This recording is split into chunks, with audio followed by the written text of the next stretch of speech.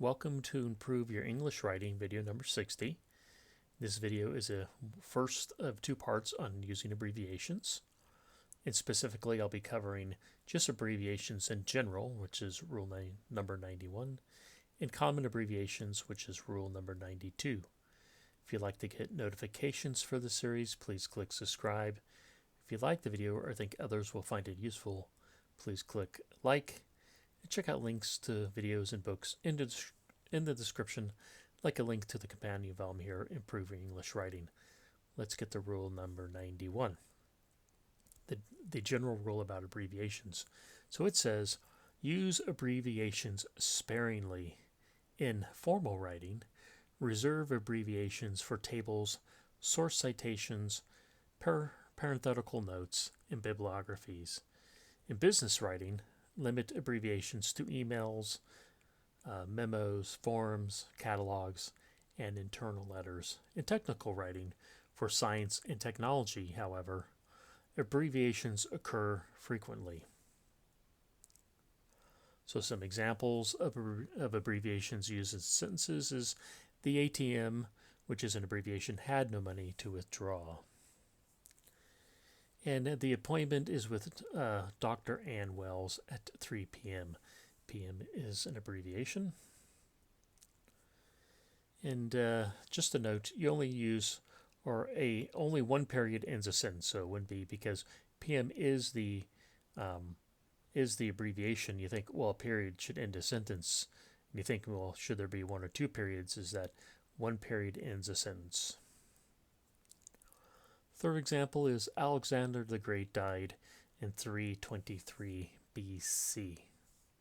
I believe I have some comments about AD and BC in a future slide. And the Federal Highways Administration, which is the abbreviation FHWA, released the latest accident data on Friday. So all the ones in blue are abbreviations.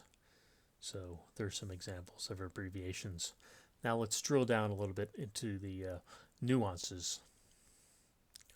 So capitalized abbreviations typically have no spaces or periods, so like AIDS and ATM.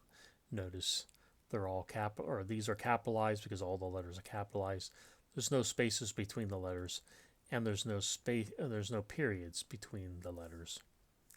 Whereas lowercase abbreviations normally, not always, have no spaces with periods, so like AKA. So here you see there's no spaces, but there's period between letters, and like AM. So here you see there's no spaces, but there's periods between the letters. And an abbreviation with an ampersand, that's like the and sign, has no spaces. So like R&D, this is typically how you'd find an abbreviation that uses an ampersand. And some abbreviations are always acceptable. Remember the last slide I said, just going back to that, in formal writing, it says reserve, abbreviations for tables, source citations, parenthetical notes, and bibliographies. And business writing, limit abbreviations to emails, memos, forms, catalogs, and internal letters. And I cited these. Now, in certain cases, some abbreviations are always appropriate. So just getting back to this slide, and these are them. Before name, Dr., Mrs., Ms., and MX. This is a gender neutral title before name. So these abbreviations are always acceptable. It doesn't matter if it's formal writing, business writing, informal writing, whatever. And after name, junior, senior, the abbreviation, these two are always acceptable. It doesn't matter, formal, business, whatever. With a time, AM or PM, so these are always acceptable. The year, BC or AD, or BCE and CE, these are always acceptable. Just a note about BC and AD is that BCE and CE are widely used in the academic fields like archaeology, history, theology. Use BCE and CE. Note that the AP and the Griggs Reference Manual use periods with these. Notice how these abbreviations had no periods, and the Associated Press and the Griggs Reference Manual, but they use periods with these abbreviations. So if you had BCE, it would be B period, C period, E period. So they use the periods. But the other widely used style guides or popular style guides do not. So Chicago Manual Style, MLA, APA, Merriam-Webster's Dictionary do not use the periods with these abbreviations. So the most part use capital, BCAD or BCE without the periods. That's the best way to go. So continuing the nuances of using abbreviations. I guess those were nuances. Defining, let's talk about defining abbreviation.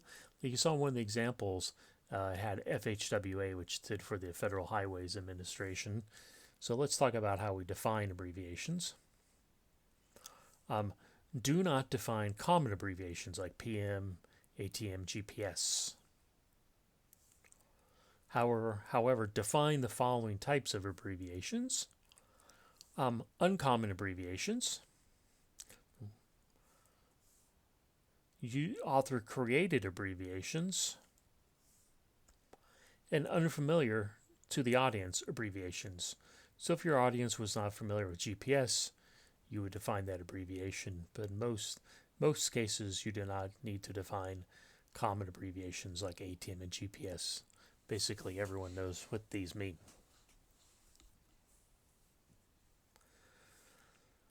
Continuing, do not define an abbreviation for, this usually refers to the last two here, author-created abbreviations or unfamiliar abbreviations.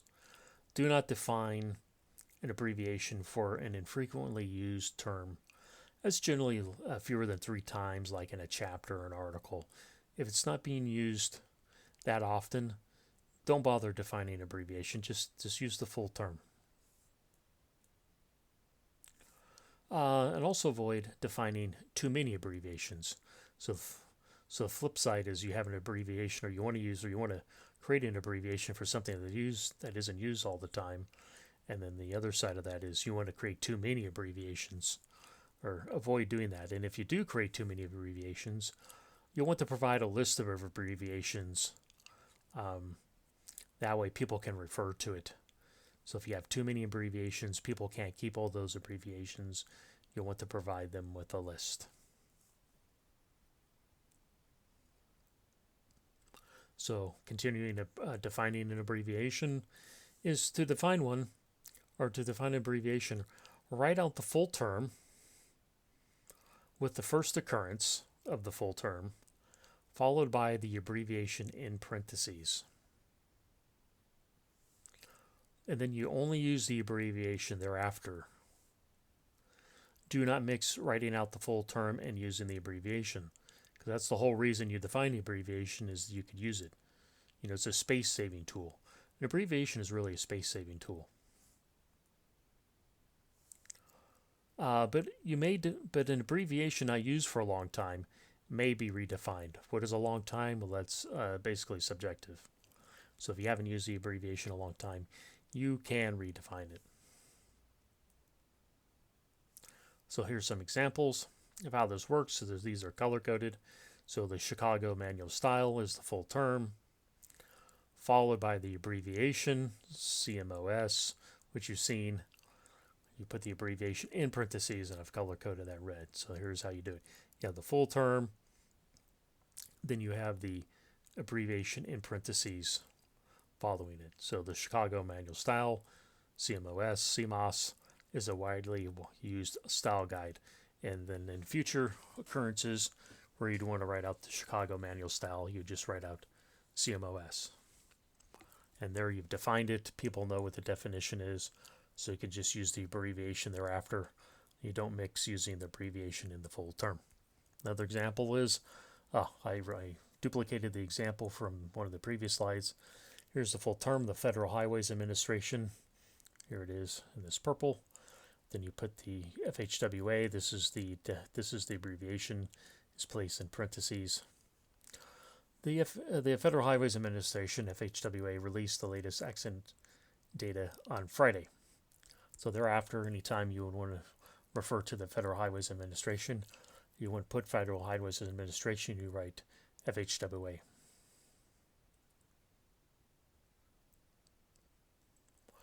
Let's move on to rule number 92. This use of certain abbreviations is always acceptable. We just covered that. That's like Mr., Mrs., Junior, Senior, AM, PM, B, C, A, D. Those are always acceptable. Other abbreviations are best reserved for specific fields. So specific fields could be like academic, business, software, whatever it is, that you would use those abbreviations in those fields. And literally, there are just pages and pages of these abbreviations. So I'm just going to list a couple of the most popular ones. And I'm going to say, see page 119 of the Improve Your English Writing book for, I think there's like a half a page of these. But literally, if you turn to another reference, it could have 5-10 pages of abbreviations. These are just some of the most popular ones. By no means an exhaustive list. So like I've listed 2 per line. Like AP would be accounts payable. NA would be not applicable or not available. FY, capital FY is fiscal year. QC generally stands for quality to control. GL stands for general ledger. ROI, return on investment. And then some common academic abbreviations. Once again, there's more of them on page 119 of Improve Your English Writing. Some of those are B period, that means born. Capital MS means manuscript. A D period stands for died. P period stands for page. And PP stands for pages. And ED period stands for edition or editor. And YR period stands for year. Those are just some common abbreviations and some examples. But I'd refer to another reference for a more exhaustive list, like page 119 of the book, or some other reference like Riggs Reference Manual and Chicago Mail Style have pretty good lists. So what about common Latin abbreviations? So you want to avoid using Latin abbreviations in the running text. Latin abbreviations, they're more appropriate for source citations or parenthetical comments or parenthetical notes. Then I'm going to list Latin abbreviations that you might have seen, and then some running text substitute. Remember, they're more appropriate for source citations or parenthetical notes. You could leave them in there. But if you like to use these Latin abbreviations, I would start just doing substitutions. And here's my recommendations for running text substitutions. If you want to use CF, then just write compare. E.g., just use for example. It's sort of what it really means, or such as. Just substitute these in the running text. These are for running text. ETC or really etc. Everyone just says etc. But instead of using ETC or etc. in the running or in the Latin abbreviation, just write and so on or and so forth. And i.e. It est is that is. So just use these running text substitutes. Or I recommend using these running text substitutes. What about the abbreviation of the United States? A little bit of or different sources say different things. You want to abbreviate United States as U.S. Capitalized, both cases with or without the period. So you want to abbreviate either way. Be consistent. Use one way and don't mix and match. If you're going to abbreviate the United States, use it without the periods or with the periods. I actually recommend with the periods. Chicago Manual Style MLA use US with no periods. But the Greg's Reference Manual and the APA use US with the periods. AP uses US with the periods in articles and US without the periods in headlines. So, AP is always for newspapers. Of course, headlines are usually large and there's very limited space. So, of course, they're not going to have the periods in the headlines. And the Merriam-Webster Dictionary lists US with or without the periods as acceptable. So there you go.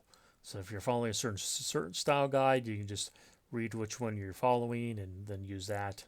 If not, pick one or the other and be consistent. I personally recommend, my personal recommendation is use US with the periods.